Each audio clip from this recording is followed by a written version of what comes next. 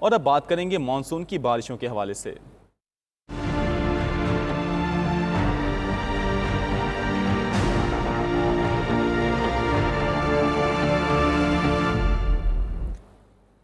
पंजाब के बाद मानसून बारिशों का सिलसिला सिंध में पहुंच गया है। शाहपुर, चाकर और गिरदनवा में भी गरज चमक के साथ तेज बारिश जारी। जैकबाबाद शहर और गिरदनवा में तेज बारिश से तमाम फीडर्स ट्रिप कर गए। गुज़श्ता रोज मीरपुर खास, टंडोवाला यार, बदीन में भी बादल बरसे। बलोचिस्तान के जिला सोबतपुर के मुख्तलिफ इलाकों में भी बारिश हुई है। पंजाब के बाद मानसून बारिशों का सिंध में स्पेल जारी। कराची में सुबह सवेरे कहीं हल्की तो कहीं तेज बारिश। शाह फैसल एयरपोर्ट, मलीर, गुलिस्तान जौहर और स्कीम 33 में बारिश। North Karachi, new Karachi, Surjani town में भी बादल बरसे।